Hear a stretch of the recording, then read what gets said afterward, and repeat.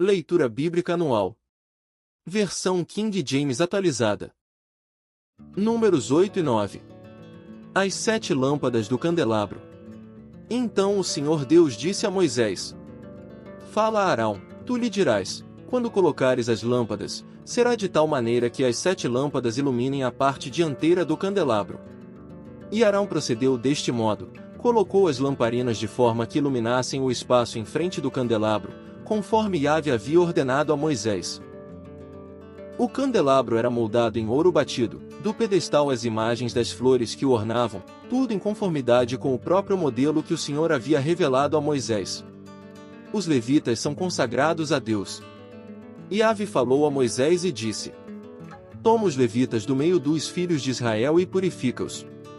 Com a intenção de purificá-los, procederás do seguinte modo: borrifarás sobre eles a água da purificação. Eles também deverão rapar todo o corpo e lavar suas roupas. Assim ficarão purificados. Em seguida tomarão um novilho, juntamente com a oferta de manjares preparada com a melhor farinha de trigo amassada com azeite, e tu tomarás um segundo novilho para o sacrifício para tirar pecados. Farás os levitas se aproximarem diante da tenda do encontro e reunirás toda a comunidade dos filhos de Israel. Quando, pois, tiveres feito os levitas se aproximarem diante do Senhor, os filhos de Israel imporão as mãos sobre eles. Em seguida Arão, fazendo o gesto ritual de apresentação perante Yahvé, separará os levitas para mim, como uma oferta especial dos israelitas. Serão assim pertencentes ao serviço do Senhor. Os levitas, logo a seguir, colocarão a mão sobre a cabeça dos novilhos, com um dos animais tu farás um sacrifício para tirar pecados, e com o outro, uma oferta que será completamente queimada em holocausto com o objetivo de purificar os próprios levitas. Havendo colocado os levitas diante de Arão e seus filhos, tu os oferecerás ao Senhor com o gesto ritual de apresentação. Desse modo separarás os levitas do meio dos demais israelitas, a fim de que sejam absolutamente consagrados a mim. Sendo assim, logo após haver de separado e purificado os levitas, eis que eles estarão preparados para trabalhar para mim na tenda do encontro. Eles são os filhos de Israel que deverão ser inteiramente dedicados a mim. Eu os separei para serem meus em lugar dos primogênitos, do primeiro homem de cada mulher israelita. Em verdade, a mim pertencem todos os primogênitos dos filhos de Israel, homem ou animal. Eu os consagrei a mim mesmo desde o dia em que feri todos os primogênitos da terra do Egito. Agora, em lugar de todos os primogênitos dos israelitas, tomei os levitas. Entrego os levitas a Arão e a seus descendentes, como dádivas, dentre todos os filhos de Israel, a fim de servirem na tenda do encontro, em benefício do povo de Israel, ministrando em nome de todos os israelitas os atos de propiciação, para que nenhuma praga atinja o povo, quando se aproximar do santuário. Assim, Moisés, Arão e todos os filhos de Israel cumpriram tudo que Yahvé havia ordenado a Moisés a respeito dos levitas. Os levitas se purificaram e lavaram suas vestes, e Arão os separou como uma oferta especial ao Senhor e celebrou o ritual de purificação para eles. O povo realizou tudo o que o Senhor havia ordenado a Moisés em relação aos levitas.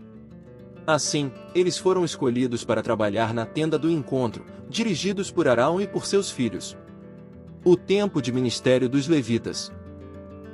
Então, o Senhor disse a Moisés: Eis o que compete aos levitas.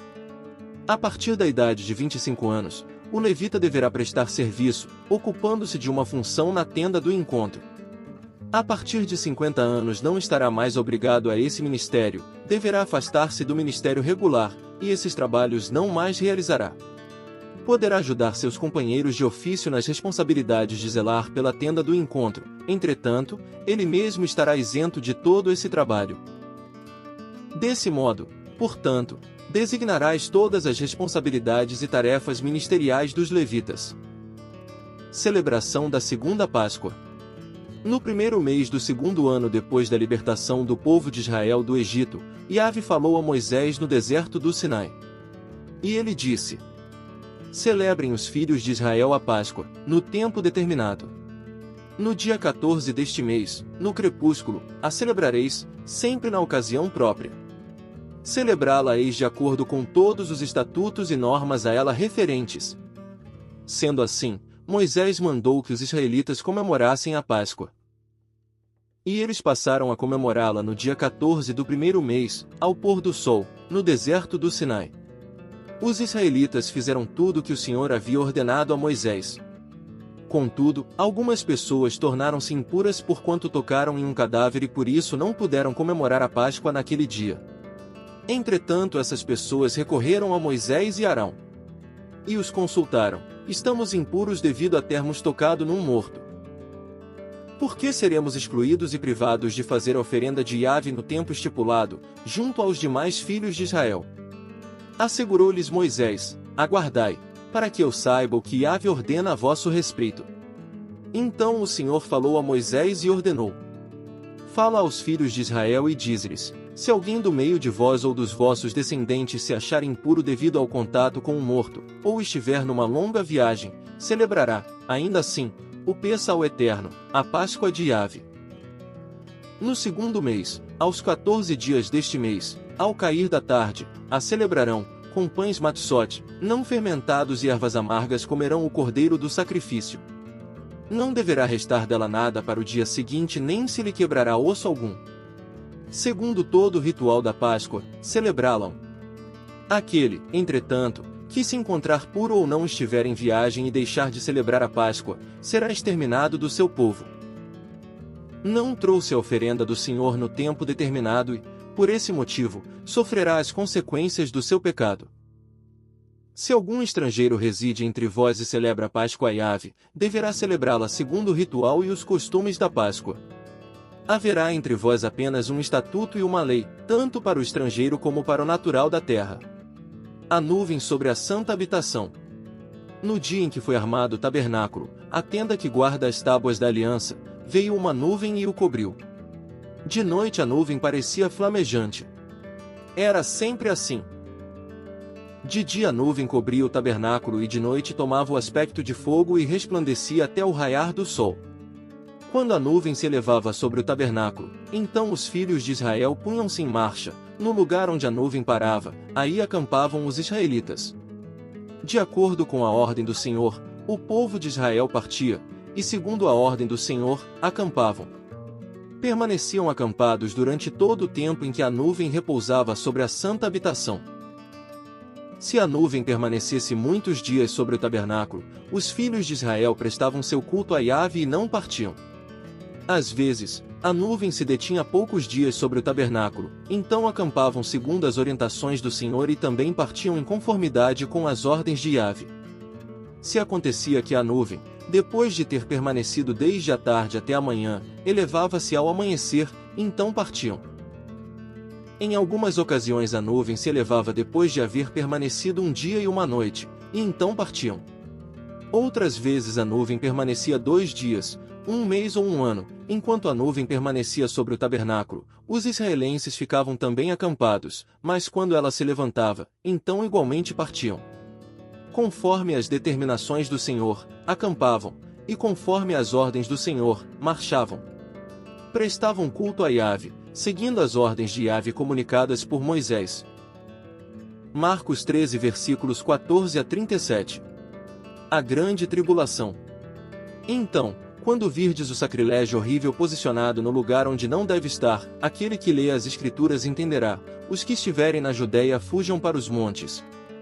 Quem estiver sobre a laje que cobre as vossas casas, fugi depressa, nem entre para retirar dela qualquer de vossos pertences.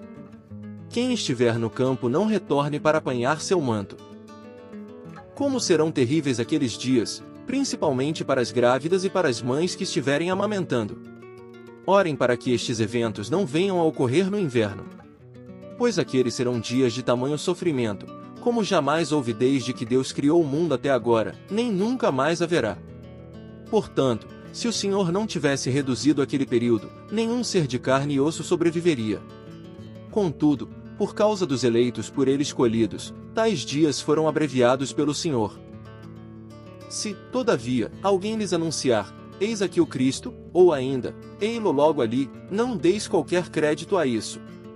Pois surgirão falsos cristos e falsos profetas, realizando sinais e maravilhas, com o objetivo de enganar, se possível, os próprios eleitos. Desse modo estai vigilantes, pois sobre tudo isso vos avisei com antecedência. O glorioso retorno de Jesus. Porém, naqueles dias, depois do referido período de tribulação, o sol escurecerá e a lua não dará a sua luz. As estrelas cairão do céu e os poderes celestes serão abalados.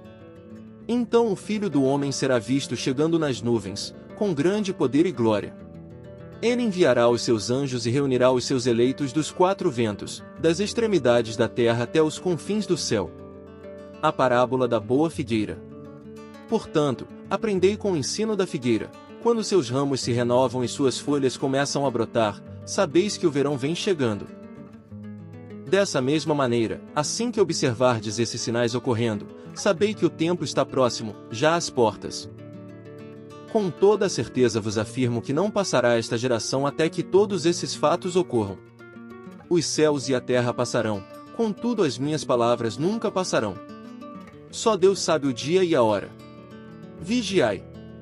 Todavia, a respeito daquele dia ou hora ninguém sabe, nem os anjos do céu, nem o Filho do Homem, senão apenas o Pai.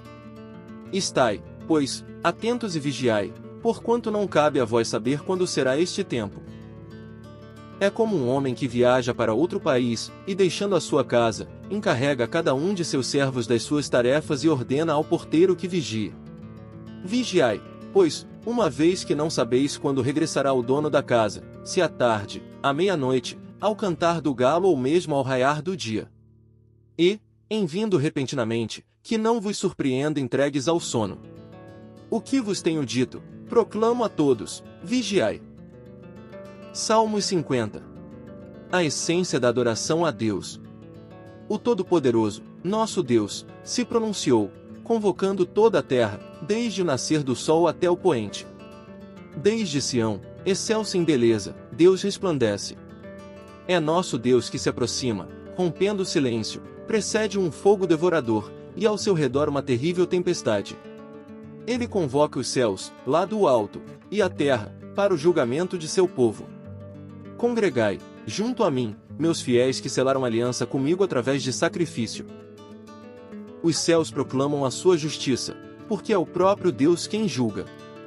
Escuta, meu povo, eu vou falar, vou testemunhar contra ti, Israel. Eu sou Deus, teu Deus. Não te repreendo pela falta de sacrifícios nem pelos holocaustos, pois trazes as tuas oferendas dia após dia. Contudo, não tenho necessidade de nenhum novilho dos teus estábulos, nem de bodes dos teus apriscos.